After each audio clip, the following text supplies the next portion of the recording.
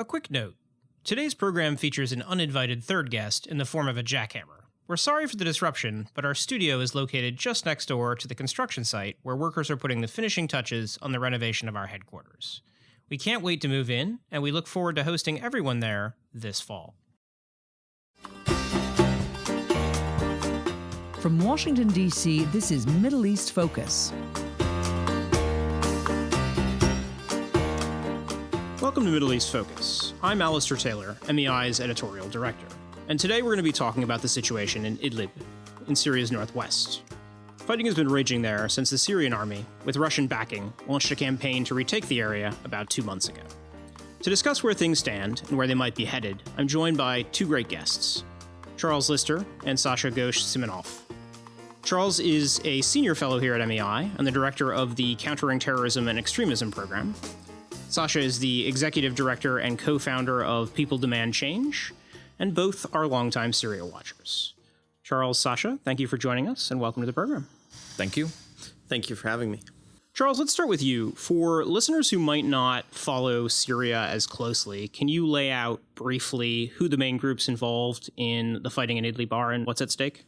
Yeah, that's a tough question to squeeze into a couple minutes, but in a sense, we've got the entire range of armed groups that have existed in Syria over the last 8 years squeezed in this small northwestern pocket of northwestern Syria. On the more mainstream end of the spectrum, we've got groups that still affiliate themselves with the Free Syrian Army brand, who are at least by definition nationalists, albeit many in the northwest who are still sort of culturally and religiously more conservative than perhaps you might have seen elsewhere in the country. You then have groups who are somewhat perhaps more ideologically aligned with the Muslim Brotherhood. You have Salafists like Ahrar Sham, and the Brotherhood groups are like the likes of Feylak Sham, a major group and Turkish partner in the northwest. But increasingly over the last year or so, we've seen jihadists come to dominate the landscape. They don't necessarily control all of northwestern Syria, but they are a dominant military force. There we really see sort of two umbrellas of groups. We have one, Hayat Tahrir Sham, which used to be known as Jabhat al-Nusra, probably a group that commands roughly 15,000 full-time fighters, has more or less essentially broken away from al-Qaeda, is more inwardly looking rather than globalist in terms of its vision. And on the other end of this jihadist spectrum, we have groups who are more or less loyal to al-Qaeda, who do still embrace more of a global and internationalist vision. And for now, in the midst of this intensive conflict, those two umbrellas of jihadists are more or less willing to cooperate and collaborate. In quote-unquote peacetime or more stable time in the northwest, their differences have come out and resulted in hostility and rivalry. That has fizzled away, at least for now. But for now, all of those groups are essentially taking part in a collective effort of both defense and offense against the regime with a surprising amount of success, which I don't think many of us might have expected. Sasha, what's the current state of play in Idlib at the moment? So the current state of play, I would say we need to focus on the current fighting on a front line in the southern part of Idlib at the border between Idlib province and Hama province. That has always been a trigger line between the Assad regime's forces and the opposition of various shades, as Charles just pointed out. But recently that's ticked up since the beginning of May, when the regime, with the backing of Russia, initiated a ground force attack on opposition forces, even though technically Russia, Turkey, and Iran agreed to a de-escalation zone for the northwest opposition pocket, which includes the majority of Idlib province, and had seen also the withdrawal of heavy weapons from a small slice of a demilitarized zone between the two sides to help de-escalate tensions in theory. So that created an uptick in violence, which resulted in around 330,000 IDPs, or internally displaced people.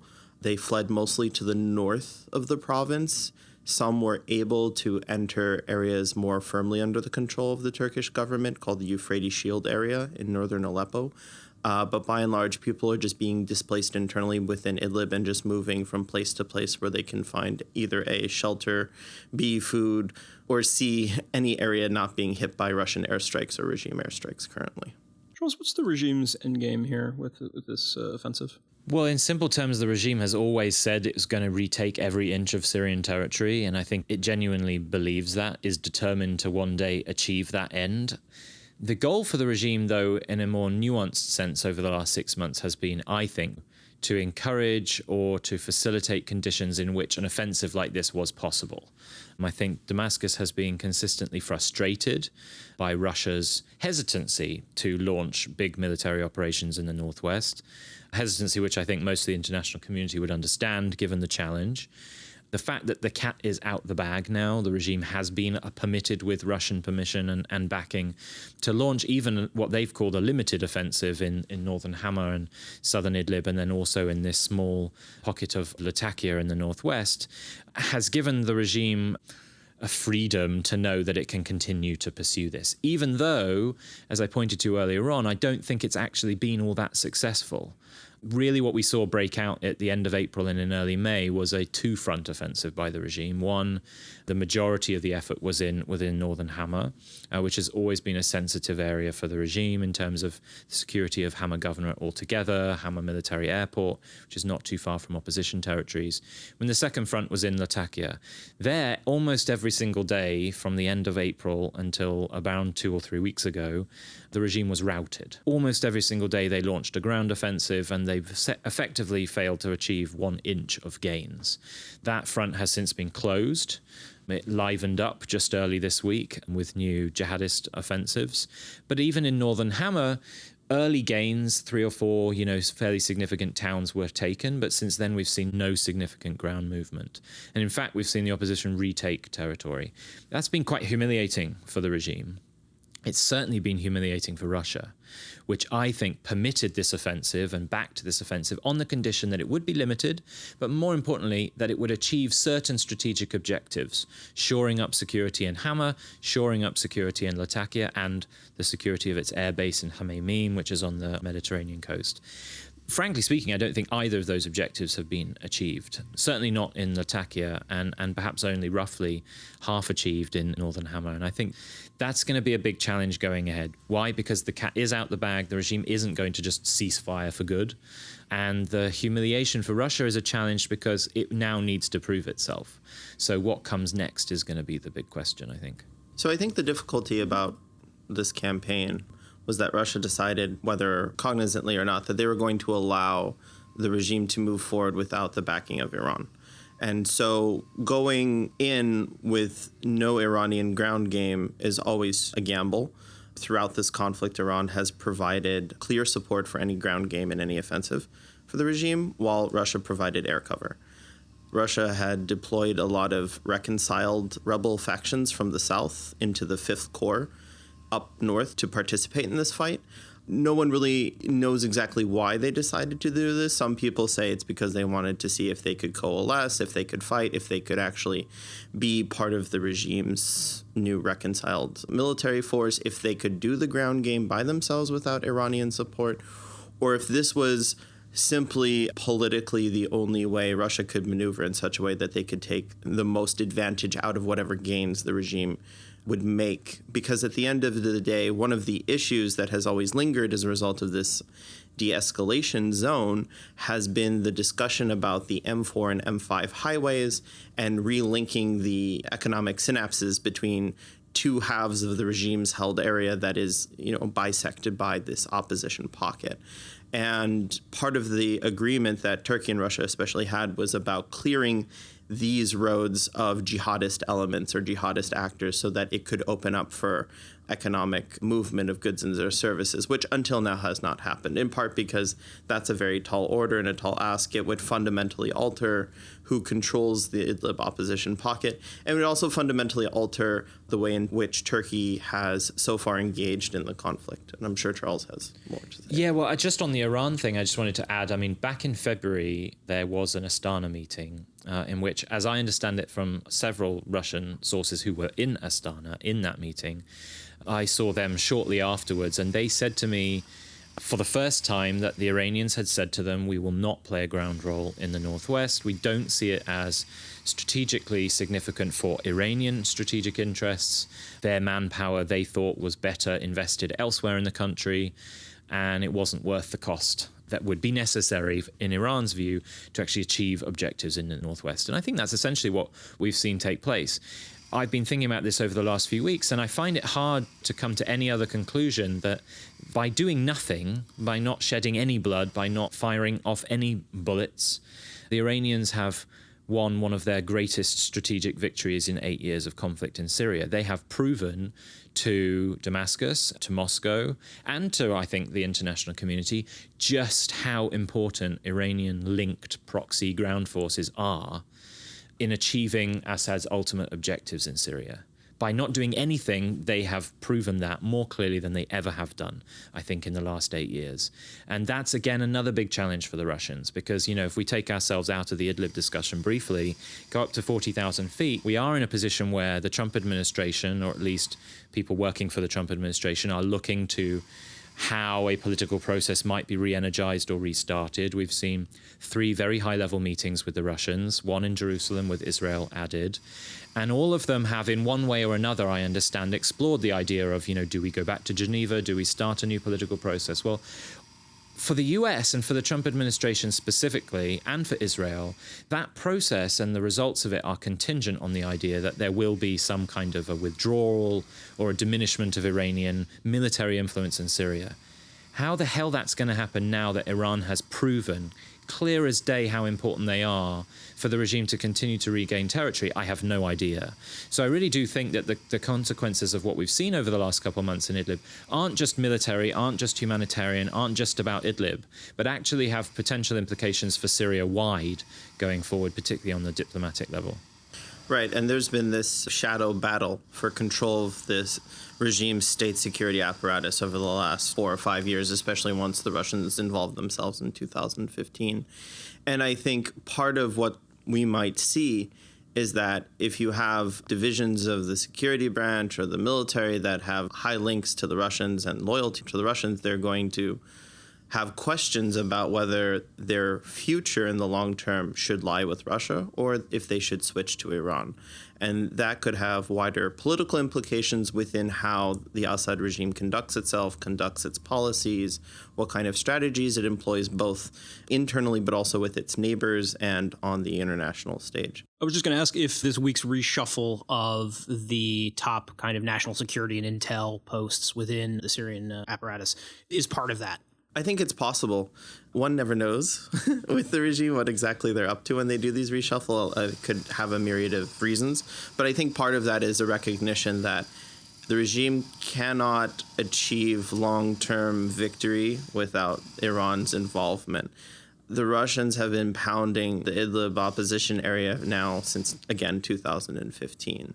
It hasn't led to significant advances unless the Iranian ground game has been involved, like in December of 2017, where they were able to take a significant swath of opposition-held territory in Aleppo and southern Idlib. But that only happened because Iran's proxies were there helping, in addition to the Russian Air Force. Right. And I would just say that, that's going to be a big question mark over Iran now, is does Iran step in now, add forces on the ground, and theoretically, do we start seeing the regime make gains in the northwest? If we do, I think Iran will have won another victory, but we will undoubtedly see a much greater humanitarian crisis than we have seen over the last couple of months, which has been significant enough. And then, of course, the added element here, the elephant in the room we haven't discussed yet, is Turkey and how Turkey would respond to that. Frankly, I've been surprised by how much Turkey has aggressively pushed back against this regime offensive. They've restarted and accelerated the provision of weaponry and sophisticated, expensive weaponry to allied forces on the ground, not the jihadists, but mostly groups who are affiliated with an umbrella called the National Liberation Front. Armored personnel carriers, anti-tank guided missiles, and what have you. That I don't think I would necessarily have expected before. Turkey's clearly trying to send a message to Russia that enough is enough. You've done what you've done, the message has been received, but we are now pushing back. Interestingly, the Russians haven't stopped. They are continuing. Turkish observation posts in Idlib have repeatedly been shelled by pro-regime forces. Turkish soldiers have died in at least a couple of those incidents.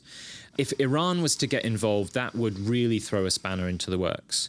Because another element that Iran has had in its mind is its economic relationship with Turkey is more important than a victory in Idlib. Now the question is, what's more important? Iran's ability to prove its mettle again in Syria, or sustaining that relationship with the Turks, and whether or not the Turks would push back if they were facing the trio of Damascus, Russia, and Iran or not. But Turkey also has a significant economic relationship with Russia as well, and a kind of multifaceted, complicated relationship. They're dealing with other issues, the delivery this week of the S-400, so it's not the only item on their bilateral agenda by any stretch. Do you think there's any possibility of a sort of new Sochi 2.0 at the end of this?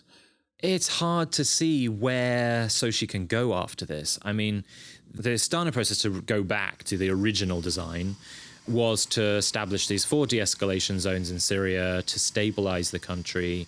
I think we all now know there was a somewhat malign motive to create 4 de-escalation zones and then allow the regime to pick one of them out one at a time. We're now left with one. And as I say, the cat's out the bag. Conflict is there. It's not de-escalated. There's certainly not a demilitarized zone ringing it either. It's hard to see where that process goes. If we're talking about Sochi, we might be talking about something that's more on the diplomatic, political level, and theoretically that's possible. Although, frankly, I think at this point the Russians want a Western role. I mean, now is the time, albeit they're feeling, I think, humiliated by their relative failures in the Northwest. The Russians do ultimately want the US in particular to rubber stamp some kind of a political deal. I think the Constitutional Commission for Syria looks like it might be being finalized. I know the UN Special Envoy Geir Pedersen is in Damascus this week, presumably, I hear, to finalize that, to get the regime's agreement. If that happens, then yes, maybe we might see, whether it's in Sochi or somewhere else, a pivot of the diplomatic effort back to politics rather than a military conflict. That might give the Russians an out, whereby they say, okay, now's the time to stop fighting in the Northwest. It's time to talk. That might almost be their only opportunity to reinstall that iron hand over Damascus. Also, additionally, I think Russia wants to inevitably assess how much money and equipment they're putting into this conflict. Their economy is not in the best of shape currently. And Iran also, I think, is looking at this from the angle of, again, we've invested a lot. We have made significant gains. We have the controlling interest on the ground in Syria. But at what point does the positive opportunity cost of involvement decrease rapidly? And at a certain point, I think they're going to have to make a decision about how much further they want to go and how much they can accept the fact that Syria, by default, is partitioned along military and, to be frank, political lines at the moment. And that partition is probably here to stay for the midterm at the very least. And additionally, if the humanitarian cost in Idlib grows, as it looked like it was going to grow in 2018 when we had already did this. I mean, this is deja vu. We've already done this once. I think, again, the outcry from the international community will be sizable. The media attention will refocus back on Idlib, which it hasn't been in the media much recently. And that could also create an avenue for Russia to say, look, we don't need this right now. We have other political issues we want to tackle. Engaging in a manufactured humanitarian crisis is not helpful in our quest for our political objectives. And again, already the toll has been high. I mean, 300,000 people displaced. My colleagues, I'm reading some of the stats they sent me. They said in May alone, probably around 21 health centers have been damaged or destroyed, 8 hospitals damaged or destroyed, 23 schools targeted, 17 mosques targeted, and that's just May. They're still gathering data for June. You're talking about a massive humanitarian effort already that's propping up the Northwest opposition pocket. And a lot of the humanitarian NGOs are saying that they're running out of supplies, they have to restock. And that requires, again, more pressure on Turkey because a lot of these groups are operating and moving stuff in and out via Turkey. And again, Turkey's economy is also not great and has to bear the brunt of whatever are the third and fourth order effects of what happens in Idlib. So everyone is connected one way or another, and so what impacts one will impact everyone. We're running short on time, but Charles, where do you see things going from here? Well, as I say, I think top line, the cat's out the bag. I find it very hard to believe that the regime is just going to totally cease fighting in the Northwest. It has sort of tasted the blood of the Northwest, to put it bluntly, and it's very hard to see that stopping. The Russians, I think, have been taught a lesson that there's only so much they can do with Damascus alone. which gives Iran an upper hand. So whether we do start to see Iran starting to play a role in the coming weeks would be a very intriguing and I think concerning development in terms of the humanitarian situation for sure. Long term, if Iran doesn't get seriously involved, my big fear is Idlib essentially becomes like a Gaza. It's a strip of territory or a portion of territory that is controlled long-term by an actor other than the central government, and an actor that over time becomes increasingly hostile to diplomatic processes, to the international community. And if that becomes the status quo, then we have a true humanitarian crisis on our hands. Beyond that, I'm also intrigued, just as a one way of ending, to throw the US into the mix, where the US stands on all of this. For the last many years I've been working on Idlib, I've been drumming on about how important it is to US interests. Since we were locked out of the airspace a couple of years ago by Russia and Turkey, the response has quite consistently been, there's not very much we can do, we're concerned, we will continue to express that diplomatically. It was interesting to see the US launch an airstrike in Western Aleppo just a couple of weeks ago, I think. The first time in a long time that the US had done that, striking al-Qaeda. Whether that was a one-off, I think, remains to be seen. I mean, I'd been told by counterterrorism officials here the only condition in which we would take the risk of launching aircraft or weaponry, missiles, into that region within Russia's protective zone would be if we detected external attack plotting, or if we spotted what we call here a legacy al-Qaeda official that was a valuable target for us. The statement from the US said that there was external attack plotting in one way or another, either in the past or now. Whether that was just a cover, I don't know. But that was a significant development. It does suggest that we're willing to take a risk, even if it's just for counterterrorism purposes. And I know that certain people within the Trump administration have been looking for an opportunity to insert ourselves. Whether that is or will turn out to be that, I don't know. But definitely it stands out for being the first time we've done anything in that area for a long while. Yeah, I think the U.S. government shouldn't underestimate its pull in Idlib. It spent billions of dollars in humanitarian and development aid over the last 9 years in Idlib. It has a lot of relationships, either directly or indirectly, on the ground. People know that the role the United States has and continues to play, either through the humanitarian space or through the political and development space. And additionally, again, this is something that Charles and I and other colleagues who've watched Syria for a long time have discussed. You have maybe out of 3 million people, you have maybe as high as 1 million of those are children who are living day to day with conflict trauma, with airstrikes, with lack of education, and with extremist ideology. So now we're talking about a long-term generational problem that could easily morph into a global national security threat. So from that angle alone, if we want to be very Machiavelli about it, we should all be concerned and want to deal with it, irrespective of the ethical and moral and humanitarian toll that this conflict is taking on, frankly, in my opinion, the international community's legitimacy when it comes to complex conflicts of this nature. So I think everyone should be involved to find a solution for Idlib one way or the other. I'm afraid we're going to have to leave things there, but Sasha, Charles, thank you both for joining the program today. Thanks for having us. Thank you. And thank you as well to our audience for listening in, and to our production team for their work on today's program. We will see all of you next week. This has been a presentation of the Middle East Institute. To support MEI's programs and podcasts, please donate at www.mei.edu. Thank you for your support.